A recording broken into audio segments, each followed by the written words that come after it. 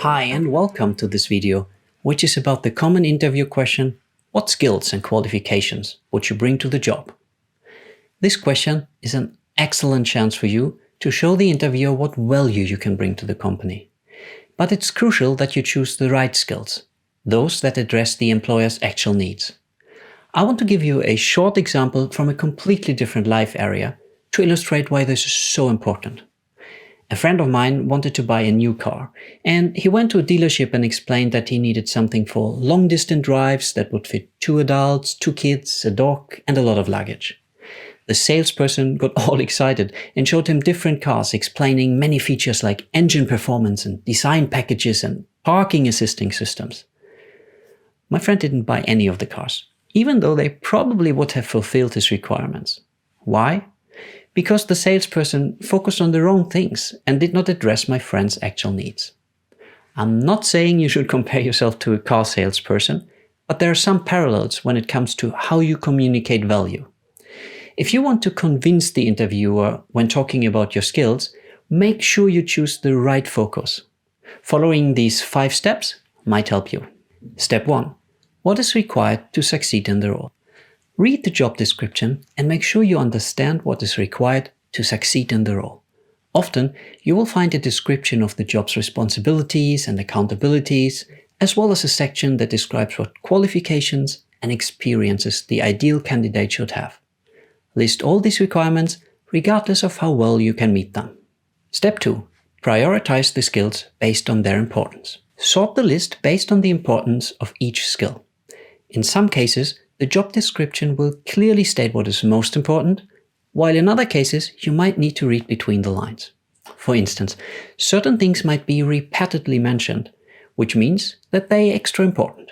Another way to prioritize is to ask yourself which skills a successful person must possess and which ones are nice to have. Step 3. 5 to 8 skills that you master. Go through the list in a top-down approach and identify 5 to 8 skills that you master. Prepare one example for each of these skills that shows how they enabled you to produce great results in your previous jobs. Try to pick examples with measurable results. For instance, if you apply for a manager role, you could say, I have excellent people management skills that help me reduce employee turnover by 25% at my current job. Or if you are a graduate applying for an entry-level position within marketing, you might have a great academic record that makes your marketing skills more tangible. Step 4. Formulate your answer. Formulate an answer to the question, what skills and qualifications would you bring to the job, by summarizing the most important aspects. Don't yet bring up the examples you identified in the previous step, but mention that you would be happy to provide some. A candidate applying as a real estate agent might say, I have in-depth knowledge of the local real estate market, excellent communication and negotiation skills, and a proven track record of closing transactions. I can also cover many legal aspects as I have thorough working knowledge of real estate law.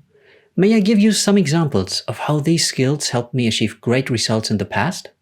Step 5. Skills that you don't currently possess. Go through the list from step 2 again and identify important skills you don't currently possess. If there aren't any, great, then you can skip this step. But don't be discouraged if there are, because the job description is like a wish list, and employers know that it's not likely that they will find a candidate that fulfills everything 100%. So, how to handle these gaps? Well, of course, you will not want to bring them up yourself during the interview, but you do want to have answers prepared if you are asked about them.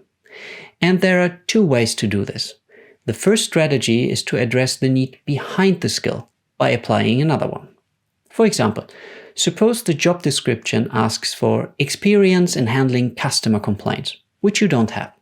In that case, you might be able to bridge this by saying, I have studied psychology and have previously been successful in building trust in different customer-facing roles. So I feel confident that I can handle complaints in a professional and constructive way.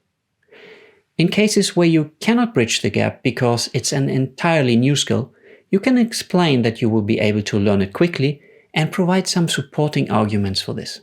For instance, you might say, I don't have any experience in Salesforce, but I'm sure I can quickly learn this as I have worked with other CRM systems.